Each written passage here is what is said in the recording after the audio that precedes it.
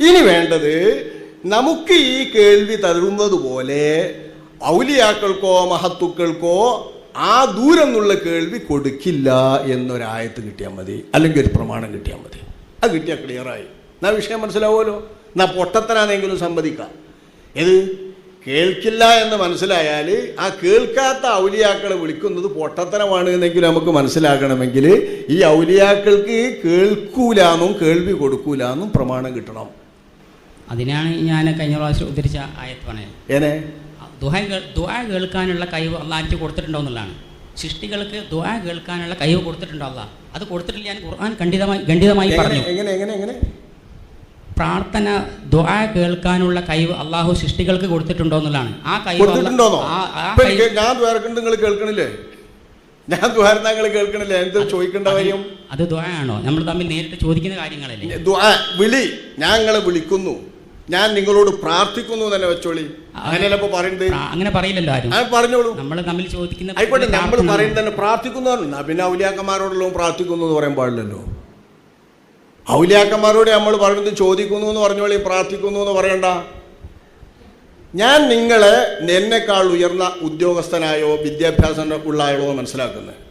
എന്നെക്കാൾ ഉയർന്ന ആളായിട്ട് ഞങ്ങളെ മനസ്സിലാക്കിയാൽ നിങ്ങളോട് ഞാൻ ഒരു കാര്യം ആവശ്യപ്പെട്ടാൽ അതിനെന്താ പേര് പറയാം? ഞാൻ നിങ്ങളോട് അപേക്ഷിക്കുകയുള്ളൂ. അപേക്ഷിക്കാം.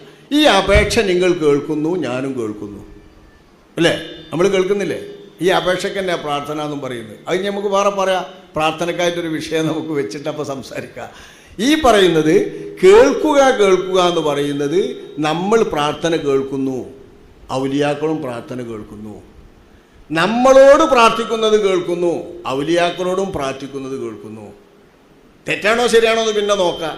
ഈ കേൾവിയുടെ കാര്യത്തിൽ അള്ളയും നമ്മളും ഔലിയാക്കളും ഒക്കെ വേർപെട്ട് നിൽക്കുന്നത് അള്ളാഹു സ്വന്തമായിട്ടുള്ള കേൾവി നമ്മുടേതും ഔലിയാക്കളുടേതും സ്വന്തമായിട്ടുള്ളതല്ല നൽകുന്നത്, അള്ളാഹ് നൽകുന്നത്.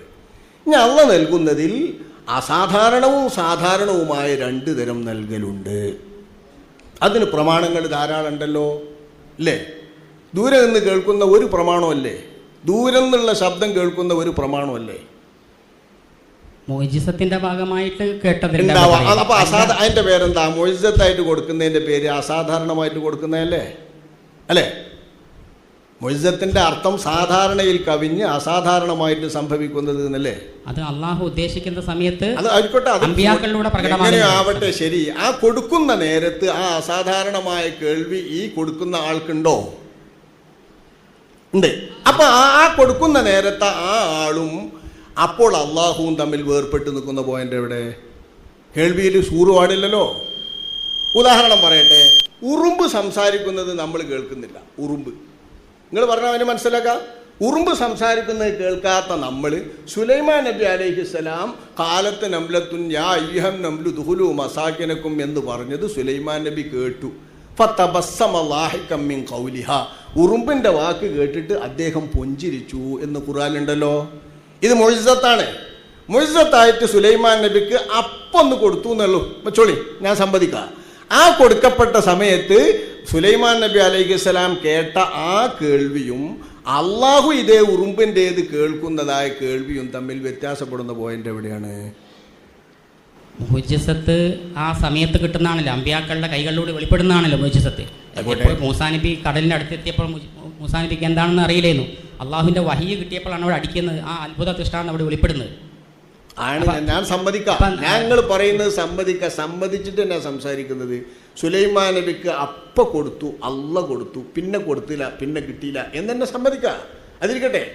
ആ കേട്ട സമയത്ത് കൊടുത്തപ്പോൾ കേട്ട കേൾവിയും അതേ ഉറുമ്പിന്റെ സംസാരം അള്ള കേട്ടല്ലോ, ഈ കേൾവിയും തമ്മിലുള്ള വ്യത്യാസം എവിടെ? ഉറുമ്പ് സംസാരിക്കുന്നത് കേൾക്കാനുള്ള കൈ ആ മുഅ്ജിസത്തിന്റെ ഭാഗമായിട്ട് അതാണ് കൊടുത്തത്. എല്ലാം കേൾക്കാനുള്ള കഴിവ് ആ സമയത്ത് ഇവർക്ക് ഈ അമ്പിയാവിന് എല്ലാം. പിന്നെ പറയാന്ന്, ഇപ്പം നമ്മൾ കേൾക്കാത്ത ഉറുമ്പിന്റെ സംസാരം എല്ലാം കേൾക്കണ്ടല്ലോ. നമ്മൾ കേൾക്കാത്ത ഉറുമ്പിന്റെ സംസാരം സുലൈമാൻ നബി അലൈഹിസ്സലാം കേൾക്കുന്നത് അസാധാരണമല്ലേ? അസാധാരണമായി കേൾവി അദ്ദേഹം കേട്ടപ്പോൾ അതേ അസാധാരണമായത് കേൾക്കുന്ന അള്ളാഹുവും കേട്ടല്ലോ. അള്ളാഹുവിൻ്റെ കേൾവിയും സുലൈമാൻ നബിയുടെ കേൾവിയും ഒരുപോലാണോ? വേർപെട്ട് നിൽക്കുന്ന പോയിന്റ് എവിടെയാണ്? അള്ളാഹുവിൻ്റെ ഗുണവിശേഷങ്ങൾ സൃഷ്ടികളുമായിട്ട് താരതമ്യം ചെയ്യാൻ തന്നെ പാടില്ലല്ലോ.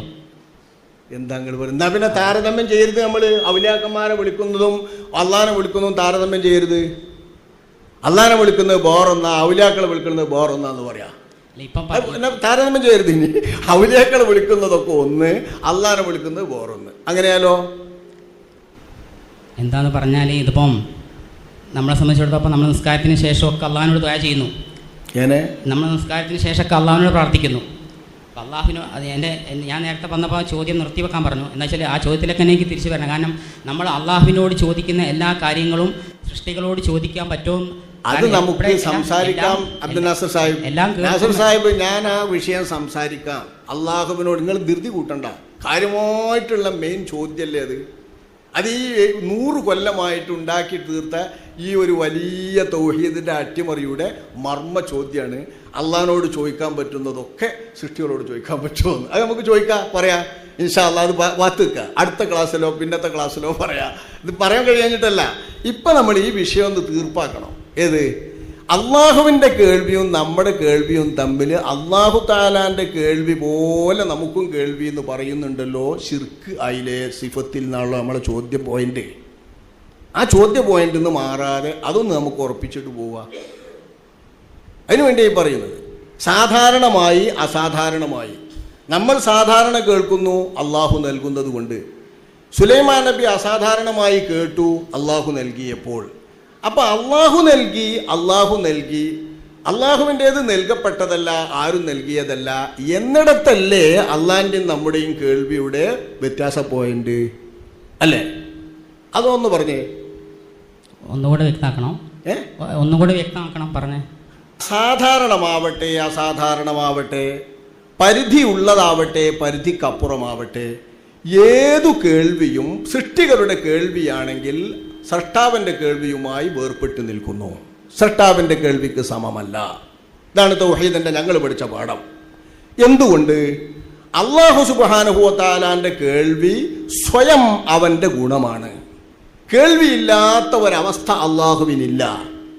കേൾവിയില്ലാത്ത ഒരല്ലാഹു ഇല്ല. നമ്മൾ കേൾക്കുന്നത് അള്ളാഹു നൽകുമ്പോൾ മാത്രമാണ്. അല്ലാഹു തആല നൽകിയില്ലെങ്കിൽ നമ്മൾ കേൾക്കൂല. സാധാരണ കേൾവിയാവട്ടെ അസാധാരണ കേൾവിയാവട്ടെ, ശബ്ദത്തിൻ്റെതായ സാധാരണ പരിധികൾ ലംഘിക്കട്ടെ, സാധാരണ പരിധിയിൽ ഒതുങ്ങട്ടെ, എങ്ങനെ വന്നാലും അള്ളാഹുവിൻ്റെ കേൾവിക്ക് സമമല്ല സൃഷ്ടികളുടെ കേൾവി. കാരണം സൃഷ്ടാവിൻ്റെ കേൾവി സൃഷ്ടാവ് എന്നുണ്ടോ അന്നേ ഉള്ളതാണ്. എന്നുണ്ടാകുമോ അന്നൊക്കെ നിലനിൽക്കുകയും ചെയ്യും. നമ്മുടെ കേൾവി നമ്മൾ ഉണ്ടാകുന്നത് തന്നെ പിന്നീട് അള്ളാഹ് ഉണ്ടാക്കിയപ്പോഴാണ്. അതുപോലെ കേൾവി തന്നപ്പോഴാണ് നമ്മൾ കേൾക്കുന്നതും. കേൾവി തരാതിരിക്കുന്നുവോ കേൾക്കൂല. നമ്മൾ മരിക്കുന്നുവോ എന്നാലും അല്ലാഹു തആല നൽകുന്ന സിദ്ധി ഇല്ലെങ്കിൽ ഇല്ല, ഉണ്ടെങ്കിലുണ്ട്. ഇങ്ങനെ വരും. നൽകുന്നത് നൽകാത്തത് എന്ന് പറയുന്നത് ആ പോയിന്റ്. ഇതാണ് ഞങ്ങൾ പഠിച്ച തൗഹീദിൻ്റെ പാഠം. ഇതല്ലാത്ത ഒന്ന് നിങ്ങൾ പറഞ്ഞാൽ സ്ഥാപിക്കാൻ കഴിയില്ല നാസർ സാഹിബ്. അതാണ് കുഴപ്പം. ഇവർ പഠിപ്പിക്കുന്ന തൗഹീദിലെ ശിർക്കിൻ്റെ ഭാഗം സ്ഥാപിച്ച് സമർത്ഥിച്ചു കൊടുക്കാൻ കഴിയില്ല. നിങ്ങൾ സ്ഥാപിക്കുന്നാൽ ഈ വിഷയത്തിൽ.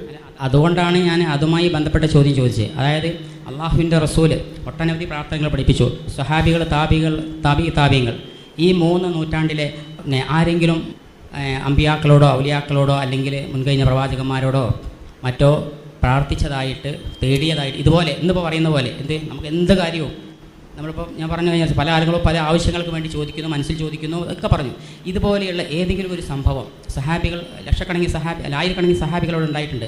ഇവരാരെങ്കിലും ഇതുപോലെയുള്ള ഒരു പ്രാർത്ഥന ദ്വാ ഇന്നിവിടെ നടത്തുന്നത് പോലെയുള്ള നടത്തിയിട്ടുണ്ടോ? അതാണല്ലോ നമുക്ക് ദീനി തെളിവ്. ഖുർആനും സഹിയായ ഹദീസുമാണല്ലോ ഇസ്ലാമിൻ്റെ അടിസ്ഥാന പ്രമാണം. അപ്പോൾ ഇത് ആരെങ്കിലും ചെയ്തിട്ടുണ്ടോ എന്ന് തെളിയിച്ചാലും നമുക്ക് ജീവിതത്തിൽ പകർത്താൻ പറ്റുള്ളൂ. അല്ല 100 കൊല്ലോ 200 കൊല്ലോ മുമ്പ്. എന്നാൽ പിന്നെ നിങ്ങൾക്ക് അതന്നെ ചോദിച്ചാൽ പോരെ? ആദ്യം ആ വിഷയം ചോദിച്ചതെന്ന് വെച്ചാൽ നമുക്ക് അതേറ്റാണ് സംസാരിച്ചാൽ പോരെ? അതല്ലല്ലോ നിങ്ങൾ ചോദിക്കുന്നത്. നിങ്ങൾ ചോദിച്ചു തുടങ്ങിയത് അള്ളാഹുവിൻ്റെ കേൾവി പോലെ കേൾവിയാവൂലേ നാനാഭാഗത്തിൽ നിന്ന് കേട്ടാൽ? അപ്പോൾ അള്ളാഹുവിൻ്റെ കേൾവി എന്ന സിഫത്തിൽ പങ്കു ചേർക്കൽ വന്നില്ലേ, ശിർക്ക് വന്നില്ലേ എന്നെല്ലാം നിങ്ങൾ ചോദിച്ചത് അല്ലേ? അതിപ്പോൾ എന്തായി? അത് ശിർക്ക് വരുന്നുണ്ടോ വരുന്നില്ലേ എന്നൊന്ന് തീരുമാനിക്കുക. എന്നിട്ട് പിന്നെ ബാക്കി ഭാഗം പറയാം. അള്ളാഹു അല്ലാത്തവരോട് ചോദിക്കാൻ പറ്റുമോ പറ്റൂലേ, മുമ്പുള്ളവർ ചോദിച്ചോ ചോദിച്ചില്ലേ എന്ന് ഇൻഷാ അള്ളാഹ് പറയുന്നേ വേണം. തൗഹീദും ശിർക്കിൻ്റെയും തീരുന്നതിൻ്റെ മുൻപ് അത് പറയണം. അത് നമുക്ക് പറയാം. കാരണം എന്താണെന്ന് വെച്ചാൽ കഴിഞ്ഞ ക്ലാസ്സിൽ ഞാനിവിടെ ഫുൾ ക്ലാസ് കേട്ടിട്ടുണ്ട്. അല്ല കഴിഞ്ഞ ക്ലാസ്സിൽ കാരണം അള്ളാഹു അല്ലാത്തവർക്ക് സുജൂദ് ചെയ്താൽ പോലും അത് ഷിർക്കാവില്ലെന്ന് പറഞ്ഞു. ഷിർക്കാവില്ല ആവൂല എന്ന് പറയുന്ന കാരണം ഞാൻ പറഞ്ഞിട്ടുണ്ട്. യാക്കൂബ് നബി അലൈഹിസ്സലാം യൂസുഫ് നബി അലൈഹിസ്സലാമിന് സുജൂദ് ചെയ്തു എന്ന് ഞാൻ ഖുർആൻ ഓതിയിട്ടാ പറഞ്ഞത്. എങ്കിൽ യാക്കൂബ് നബി ഷിർക്ക് ചെയ്തു എന്ന് പറയാൻ പറ്റില്ല. ഒരു കാലത്തും ഷിർക്ക് അനുവദനീയമായിട്ടില്ല. ഒരു നബിയും ഷിർക്കിൽ പെട്ടിട്ടില്ല.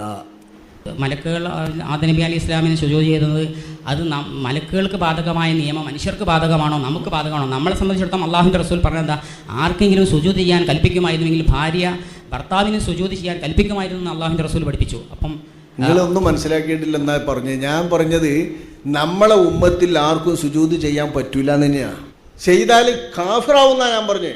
അങ്ങനെ കഴിഞ്ഞ പ്രാവശ്യം പറഞ്ഞേ നമ്മൾ മലക്കുകൾ സുജൂദ് ചെയ്ത് കണ്ടിട്ട് സുജൂദ് ചെയ്യാൻ പാടില്ല. യാക്കൂബ് നബി യൂസുഫ് നബിക്ക് സുജൂദ് ചെയ്തത് കണ്ട് നമുക്ക് സുജൂദ് ചെയ്യാൻ പാടില്ല. നമ്മളൊരാൾ സുജൂദ് ചെയ്താൽ ആ സുജൂദ് കൊണ്ട് കാഫിറാകും എന്നാ ഞാൻ പറഞ്ഞത്. അതാ ഞങ്ങളുടെ വിശ്വാസവും ഇസ്ലാമിലെ വിശ്വാസവും. അതെന്തുകൊണ്ട്? നബിയുടെ സമുദായത്തിന് ഇത് വിലക്കപ്പെട്ടിട്ടുണ്ട്. നബിയുടെ മില്ലത്തിൽ ദീനിൽ നബിന്റെ മുമ്പ് ഇത് വിലക്കപ്പെട്ടിട്ടില്ല. നബിന്റെ മുമ്പുള്ള സമുദായത്തിൽ അഭിവാദനത്തിന്റെ സുജൂദ് സർവഥാ നടന്നു വന്നിരുന്നു. ആ സുജൂദാണ് ആര് ചെയ്തത്? യാക്കൂബ് നബി എന്ന അള്ളാഹുവിന്റെ മുർസലായ അള്ളാഹുവിന്റെ റസൂലായ നബി യൂസുഫ് നബി എന്ന റസൂലായ മകന്റെ മുൻപിൽ ചെയ്ത സുജൂദ് ആ സുജൂദാണ്.